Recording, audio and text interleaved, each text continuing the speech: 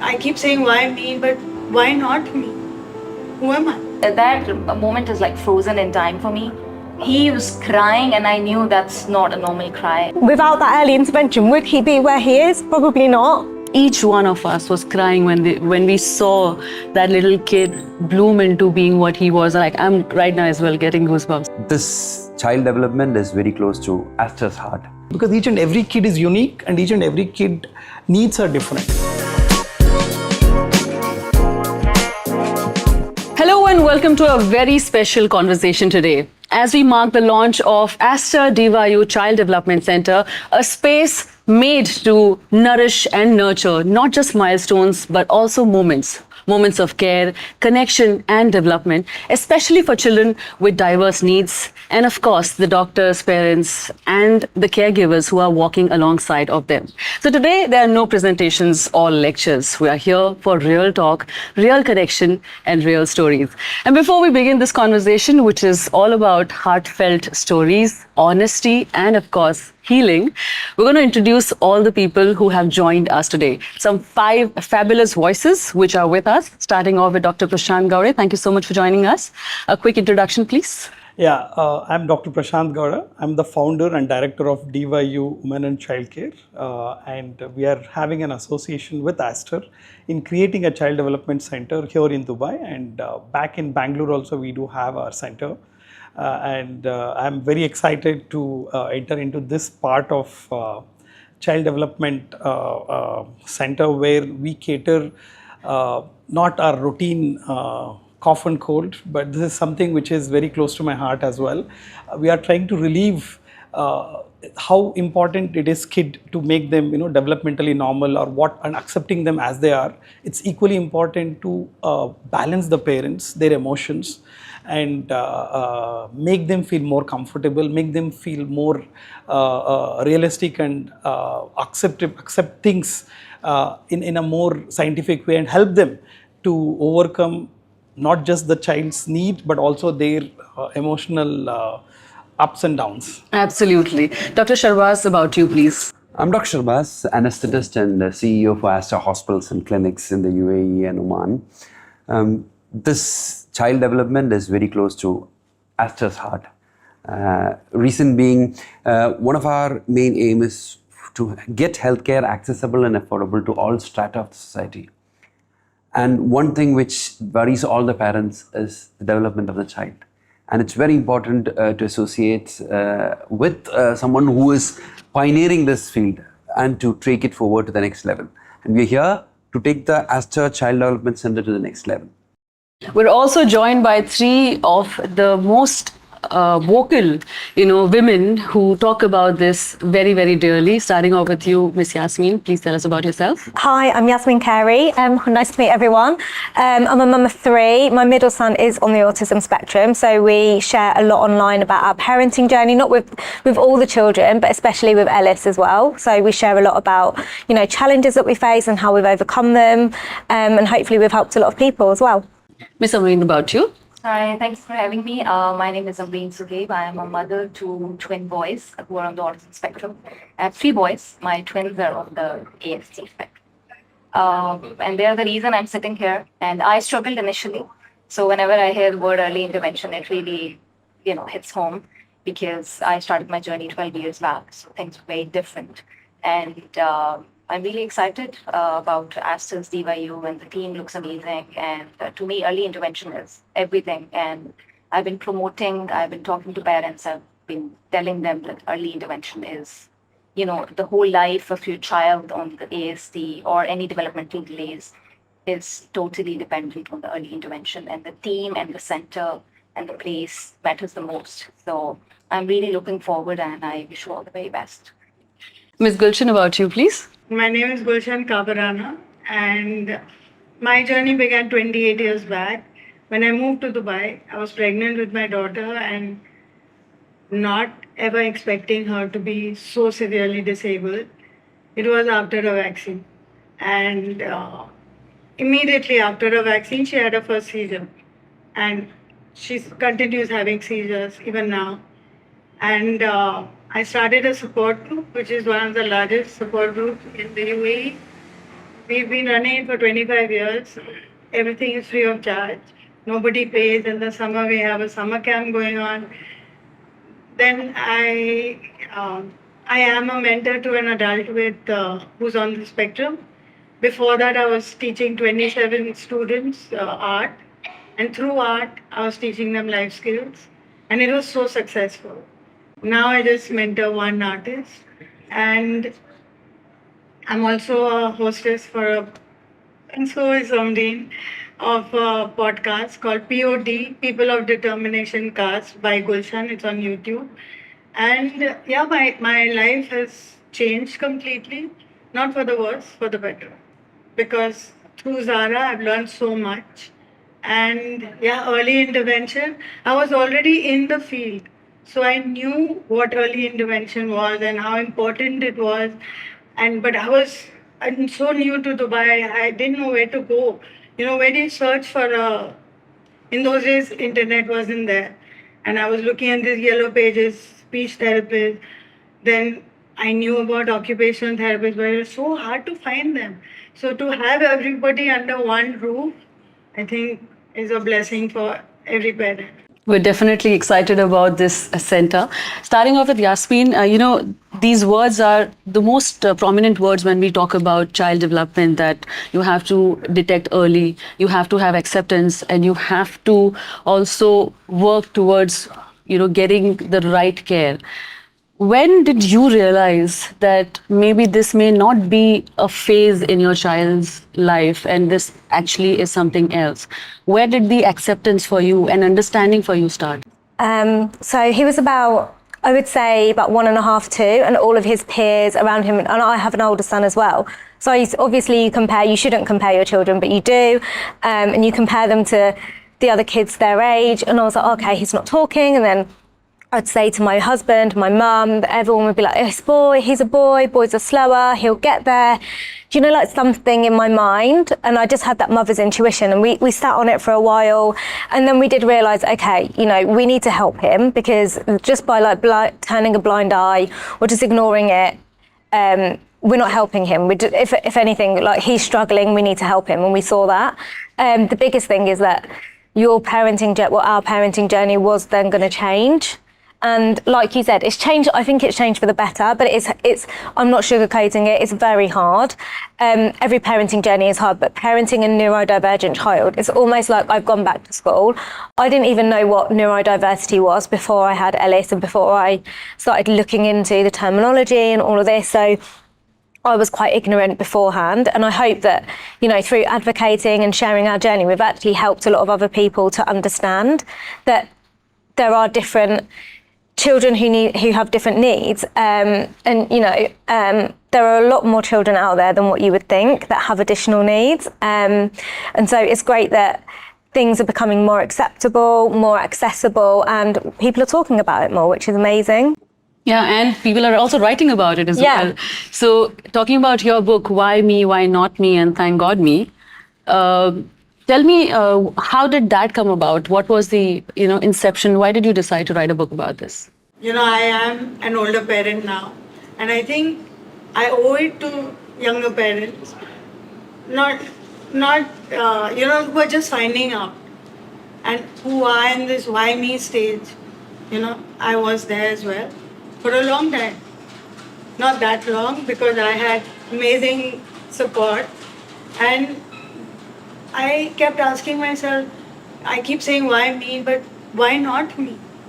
Who am I? And then I said, okay, close my eyes, and I said, who can be a better mom to Zara than me? And then I went through everybody in my family, and I said, no, there's nobody. My sister would collapse. I still had my sense of humor. I still was enjoying life. I said, okay, that's why me. And today, Zara is just, she doesn't speak.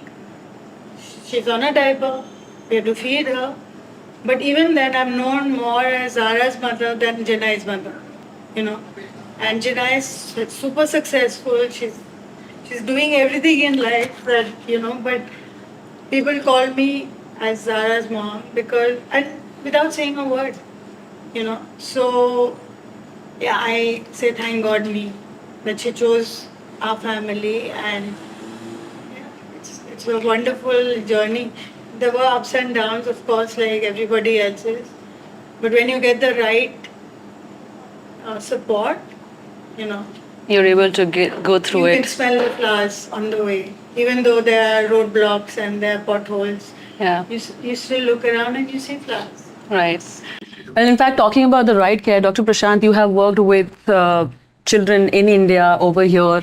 What exactly is it that, is the first early sign that, as per you, parents often miss and they have to kind of keep that in mind? See, checking on when any kid enters our pediatric consultation OPD, it's not just about we are looking at cough and cold or we are looking at vaccination, what they come for.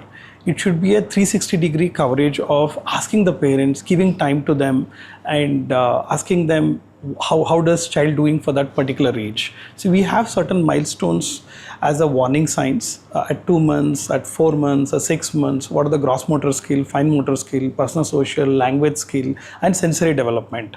So these are the dimensions what we look at. So at every stage of life when they come, it's not just about asking my kid is not gaining weight, my kid is not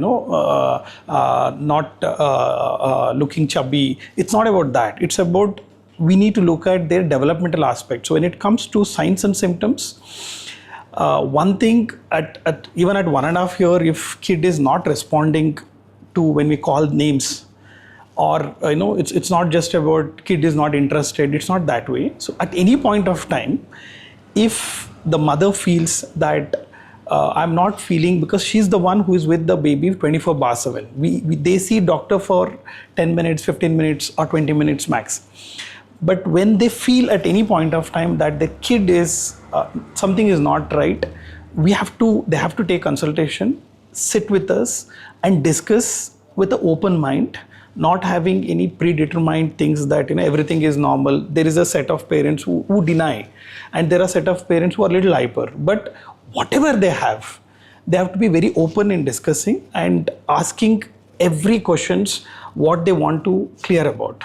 So in that way, we'll be able to pick things early. So basically, the parents have to be, if they feel at any point of time that they are, something is not right with the child, they have to come and approach the expert. Okay. Talking about that, your twins and your journey, how did that happen? And could you take us through the initial phase of discovering the symptoms and signs? I was super ecstatic when I got to know it's twins. I always wanted twins. When I got married, I was like, God, I want twins. So I was very happy when I got to know they were born fine. It was an elective cesarean. You guys were discussing it got so, dangerous. I didn't want to give mine, but I chose an elective cesarean. Everything was fine, but I had nieces.